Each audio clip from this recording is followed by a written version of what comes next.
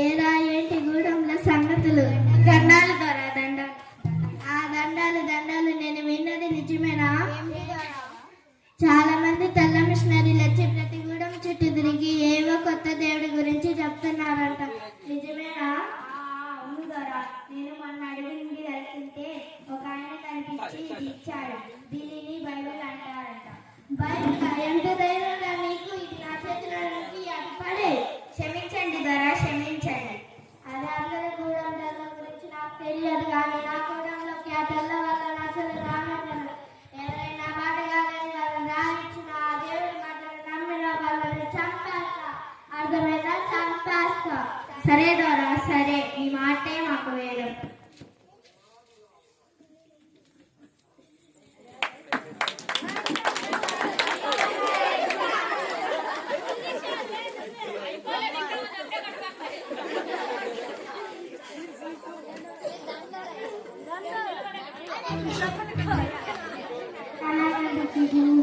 Bible అంటారంట.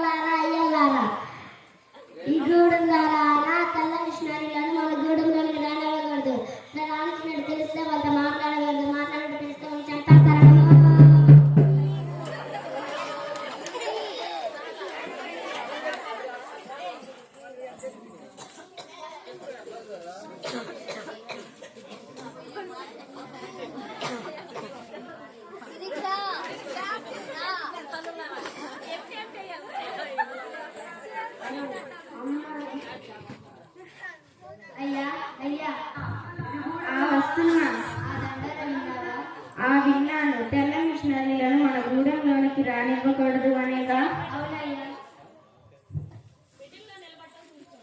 అవునయ్యా, రానిస్తే చంపేస్తారంట. దేవుని గురించే కదా చెప్తుంది. దీన్ని నమ్మాలి అంటే నమ్ముతారు, లేకపోతే వాళ్ళని వెళ్ళిపోమంటే సరిపోతుందా? ఎందుకు మన తెగ నాయకుడు ఎంత కఠినంగా ఉన్నాడు? ఏమోనయ్యా, నువ్వు వెళ్ళి చేలో కొంచెం పని ఎందుకు చేసుకునేదా? నేను అందులోపు ఇంట్లో పని చేస్తాను. సరే, వెళ్తాను.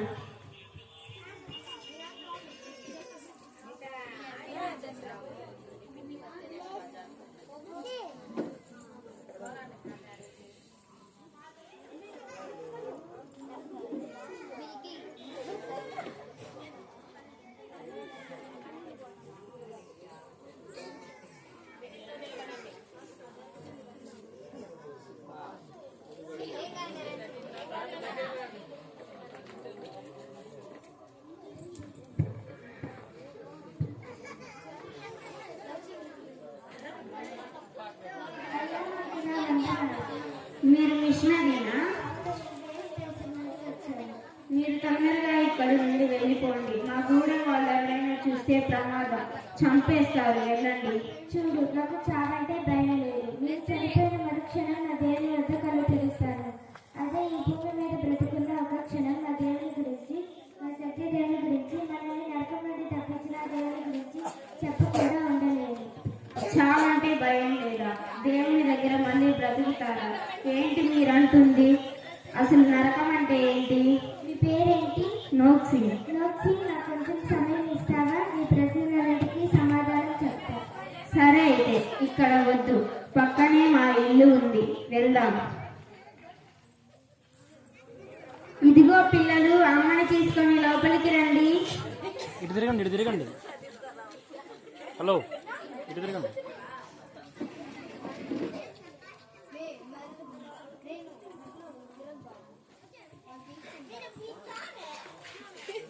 తమ్ముడు అమ్మని నాన్న పిలుస్తున్నాడు. సరే, పదండి.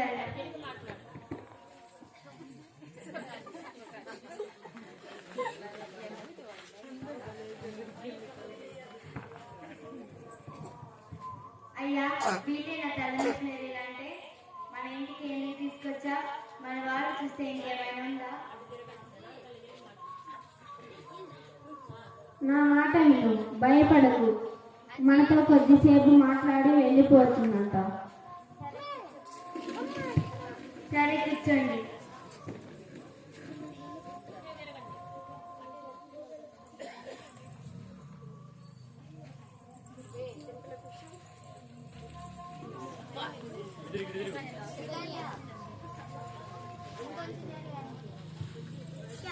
సరే అయితే ఇప్పుడు చెప్పండి. చావంటే మా అందరికీ ఎంతో భయం, కానీ మీరు చనిపోయినా కూడా దేవుని దగ్గర మళ్ళీ బ్రతుకుతామంటున్నారు. ఏంటది? ఈ భూమి మీద మనం బ్రతుకుతున్నది బ్రతుకు కాదు. మనకి చనిపోయిన తర్వాత కూడా మరొక జీవితం ఉంది. ఇక్కడ జీవించిన విధానాన్ని బట్టి అక్కడ నిర్ణయింపబడుతుంది. అంటే మనం పరలోకమా నరకమా అని. అసలు పరలోకం అంటే ఏంటి, నరకం అంటే ఏంటి? పరలోకం అంటే చాలా సుందరమైన ప్రదేశం. అక్కడ ఎటువంటి బాధలు ఏడుపులు ఉండవు. అందరూ చాలా ఆనందంగా ఉండవచ్చు. అదే నరకం అనుకో, అమ్మో చాలా భయంకరంగా ఉంటుంది. ఎప్పుడు ఏడుపులు బాధలు వినిపిస్తూనే ఉంటాయి. ఆ నరకం నుండి మనం తప్పించుకోవాలంటే ఆ యేసును ఆశ్రయించాలి. యేసుక్రీస్తు మాత్రమే ఎందుకు ఆశ్రయించాలి? మా దేవుడు ఉన్నారుగా, మా సూర్య దేవుడు, అడవి తల్లి, వీళ్ళు మమ్మల్ని నరకం నుండి తప్పిస్తారుగా. లేదు, వాళ్ళు నిన్ను కాపాడలేరు. ఎందుకంటే వాళ్ళు నీ పాపం కోసం నా పాపం కోసం ప్రాణత్యాగం చేయలేదు. యేసుక్రీస్తు మాత్రమే మన పాపాల కోసం ప్రాణత్యాగం చేశారు. యేసుక్రీస్తు ప్రాణం పెడితే మన పాపాలు ఎలా పోతాయి? మీ అందరికీ అర్థమయ్యేలా చెప్తారు, వినండి. ఒక ఊరిలో ఒక న్యాయాధికారి ఉండేవాడు. అతనికి ఒక్కగానొక కుమారుడు. తండ్రి ఇచ్చిన ఆస్తిని అనుభవిస్తూ విచ్చలవిడిగా జీవిస్తూ ఉండేవాడు. అలా కొనసాగుతుండగా ఒకరోజు ఆ కుమారుడు బయటికి వెళ్ళి వేరే వాళ్ళతో గొడవపడి భయంకరంగా కొట్టి వస్తాడు. వాళ్ళు వెళ్ళి న్యాయస్థానంలో ఫిర్యాదు చేస్తారు. ఆ మరుసటి రోజు ఆ కుమారుడిని న్యాయస్థానంలో నుంచోబెట్టి జనాలంతా ఆతృతగా చూస్తూ ఉంటారు. ఏ శిక్ష తీర్పిస్తాడు? తండ్రి న్యాయాధికారి కదా అని జనాలంతా ఆతృతగా చూస్తూ ఉంటారు. ఇంతలో న్యాయాధికారి వచ్చి అన్నిటినీ పరిశీలించి ఆ కుమారుడికి 40 కొరడా దెబ్బలు శిక్షగా విధిస్తాడు. అప్పుడు ఆ కుమారుడు మనసులో ఇలా తిట్టుకుంటాడు, నాకు ఈ శిక్ష రాలేకుండా చేయగలడు కదా, నా తండ్రి న్యాయాధికారి కదా అని తిట్టుకుంటాడు. ఇంతలో సైనికులు వచ్చి ఆ కుమారుడి శిక్ష విధించడానికి తీసుకొని వెళ్తాడు. కుమారుడి వెంటే న్యాయాధికారి కూడా వెళ్తాడు. అక్కడికి వెళ్ళాక, వద్దు, నా కుమారుడిని కొట్టకండి, నా కుమారుడికి విధించాల్సిన శిక్ష నాకు విధించండి అని తండ్రి వల్లే యేసుక్రీస్తు కూడా మన పాపాల కోసం, మనం పరలోకం వెళ్ళడం కోసం శిలువలో మరణించి మళ్ళీ తిరిగి లేచాడు. మీరు చెప్పింది కొద్దిగా అర్థమైంది, కానీ ఒకటి మాత్రం నిజమమ్మా. మేము చాలా చెడ్డవాళ్ళము, మేము పాపం చేసిన వాళ్ళని, మేము చాలా చెడ్డవాళ్ళము. అంటే మనుషుల్ని, అంటే మా తెగ కాని వాళ్ళని చాలా మందిని ఈ చేతులతో చంపేశాం. మమ్మల్ని కూడా ఈ దేవుడు క్షమిస్తాడా? తప్పకుండా క్షమిస్తాడు. ఆయన ఎదుట మోకాళ్ళేసి ప్రార్థిస్తూ మీ తప్పులను క్షమించమని అడిగితే తప్పకుండా క్షమిస్తాడు. దీనిని ప్రార్థన అంటారు. అందరం కలిసి ప్రార్థన చేద్దాం రండి.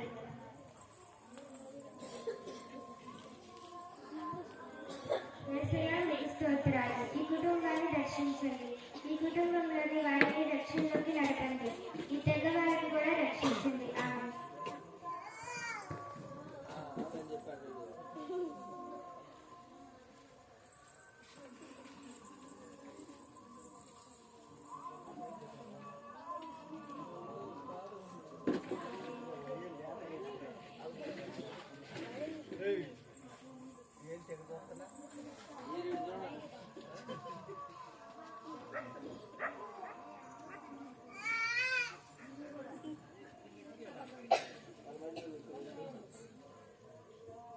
పిల్లలు ఈరోజు కథ వినడానికి రెడీగా ఉన్నారా? రెడీ నాన్న. నిన్న మనం ఏ కథ విన్నాం? 5 రొట్టెలు 2 చేపలు తెచ్చిన చిన్నవాడు యేసయ్య ఆశీర్వదించి దీవించి 5,000 మందికి పంచిపెట్టాడు. భలే చెప్పావే. ఈరోజు మరో కథ చెప్పుకుందాం రండి.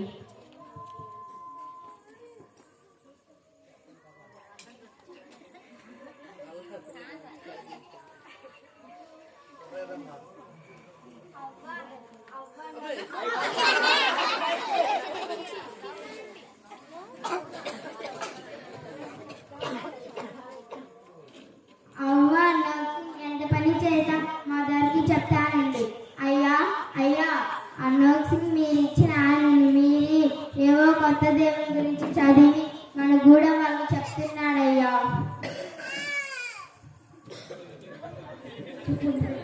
ఏమన్నా వచ్చి ఎంత పని చేశావు? వాడికి నా తర్వాత చూడడానికి ధనం చేద్దామనుకున్నాను, కానీ వాడు ఈ పని చేశాడు. వెంటనే రేపు అందరినీ పంచాయతీకి రమ్మనండి. ఆ నోట్స్ని చెప్పు. వాడిగా అదేమి విడిచిపెట్టకపోతే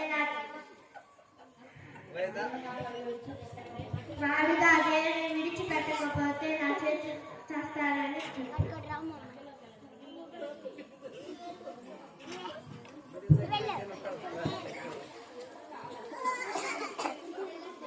సరే దొరా, సరే.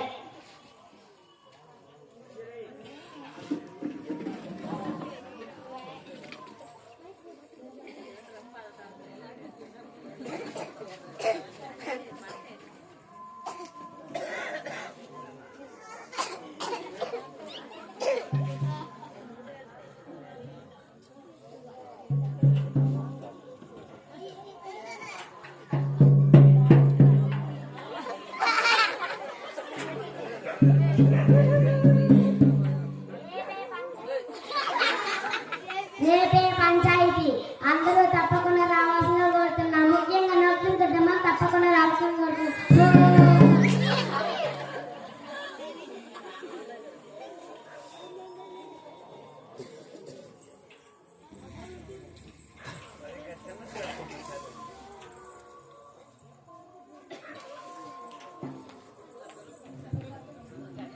ఆ దండోరా విన్నారు కదా, రేపే మనమందరం వాళ్ళ ముందు నిలబడాలి. బైబిల్లో షెఫిన్ గురించి, శిష్యుల గురించి చదివాము కదా. వారి ప్రాణాలు తీస్తాము అని చెప్పిన క్రీస్తుని వారు విడవలేదు. అలాగే మన ప్రాణాలు తీస్తాము అని బెదిరించిన క్రీస్తుని మనం విడవకూడదు. గుర్తు పెట్టుకోండి, వాళ్ళు మనల్ని ఏది చేసినా మనం వారిని క్షమించాలి. ఎందుకంటే పరలోకం వెళ్ళడానికి సిద్ధంగా ఉన్నాం. పిల్లలు, మీకు యేసుని చూడడం ఇష్టమేగా? ఇష్టమేగా, చాలా ఇష్టం. అయితే రేపు మీకు భయం వేసినా ఒకటి గుర్తు పెట్టుకోండి, యేసయ్య దగ్గరికి వెళ్తున్నాం. కన్నులు మూసిన వెంటనే యేసయ్య ముందు ఉంటాం. రండి ప్రార్థన చేసుకుందాం. ప్రభువా, నీ కొరకు సాక్షులుగా నిలవబడుటకు మా కుటుంబానికి కృపను శక్తిని ఇవ్వండి. మా గూడెం ప్రజలను కూడా దర్శించండి, వారిని కూడా రక్షణలోనికి నడపండి. ఆమేన్. పంచాయతీకి ఆ గూడెం వారు వస్తారు. నోక్సింగ్ కుటుంబాన్ని బంధించి వారందరి మధ్యలోకి తీసుకొస్తూ ఉంటారు.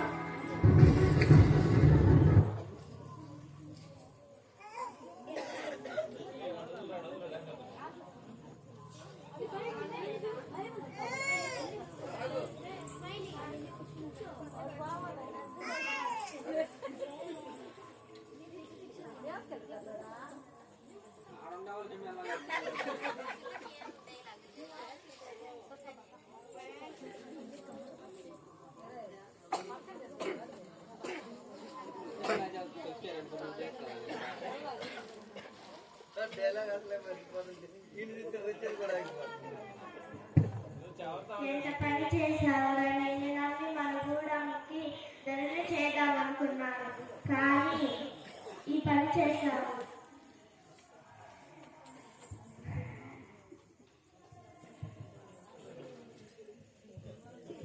ఆ సూర్యదేవునికి, అడవి తల్లికి ఎంత ద్రోహం చేశావురా.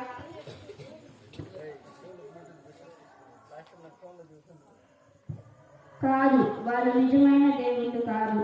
యేసుక్రీస్తే నిజమైన దేవుడు. మన పాపాల కోసం ప్రాణం పెట్టి తిరిగి లేచింది ఆయనే. వాడి నోటి మీద కొట్టండిరా, నాకే నీతులు చెప్తున్నాడు. మర్యాదగా దేవుని విడిచిపెడతానని చెప్పు.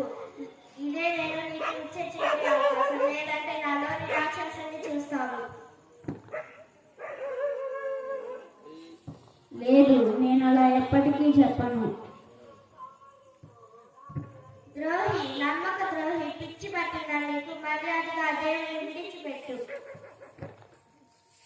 లేదు, నేను అలా చెప్పను. చంపేయండి వాళ్ళని, పెట్టండి వాళ్ళని.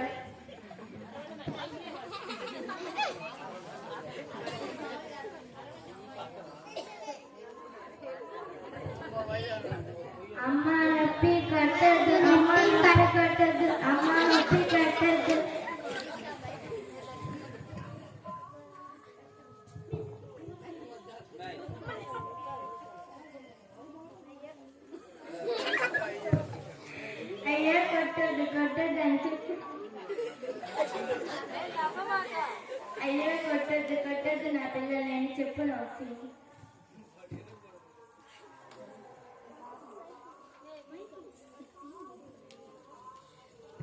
చంపేయండి వాళ్ళని.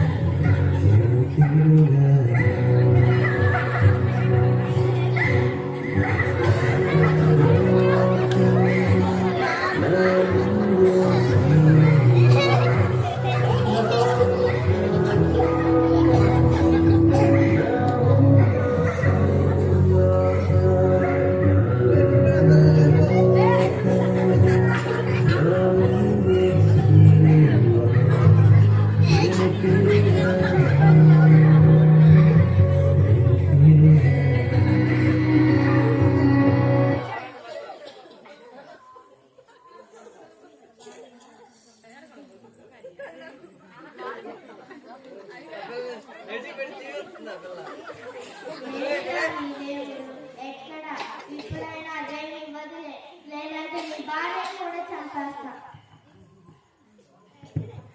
లేదు, వాళ్ళు నిజమైన దేవుళ్ళు కాదు. చంపేయండి వాళ్ళ భార్యను కూడా.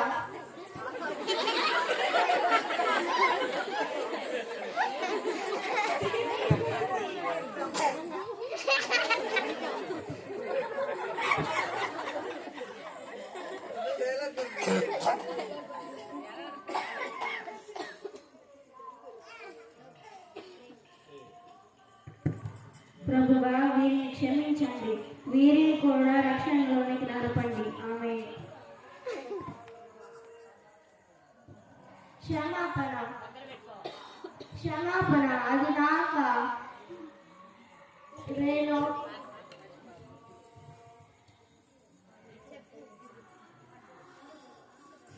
క్షమాపణ అది నాక నేను గూడానికి దొరను. అందరికీ నేను క్షమాభిక్ష పెడతాను. అలాంటిది నన్ను క్షమించమని నీ దేవుని అడుగుతావా?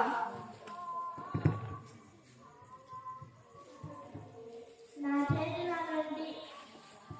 చేతుల నుండి నీ ప్రాణాన్ని కాపాడమని అడుగురా.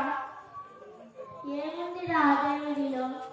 నీ భార్య, నీ పిల్లలు ప్రాణాలు పోతున్నా నీ పిచ్చి విశ్వాసాన్ని వదలవా? దేవుడు మిమ్మల్ని కూడా క్షమిస్తాడు. యేసుక్రీస్తుని మీ దేవుడిగా స్వీకరించండి. అపాయకరమైన అగ్నిగుండం నుండి తప్పించుకోండి.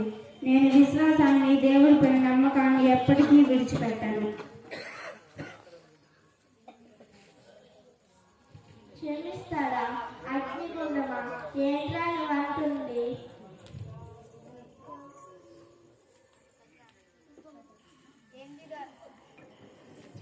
ఏంటి దొర వీడితో మాటలు? కొట్టండిరా. ఏంటి దొర వీడితో మాటలు? చంపేయి.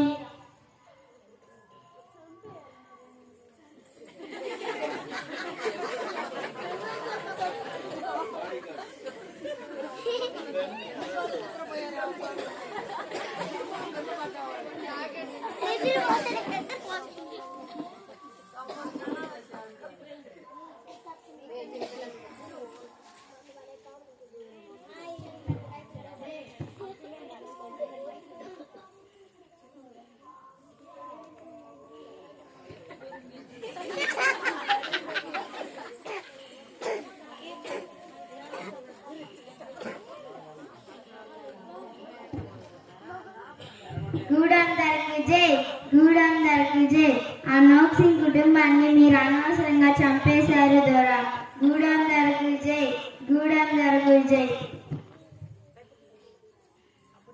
లేదురా,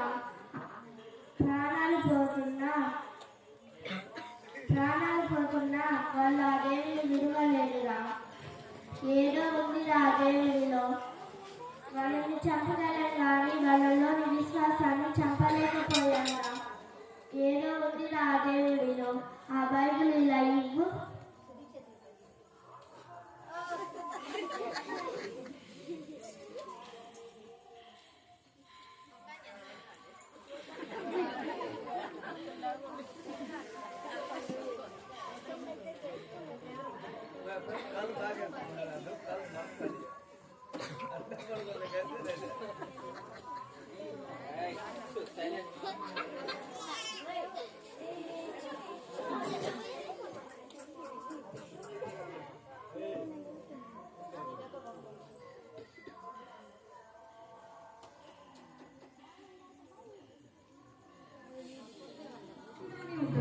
అది చచ్చిన ఎడల దైవం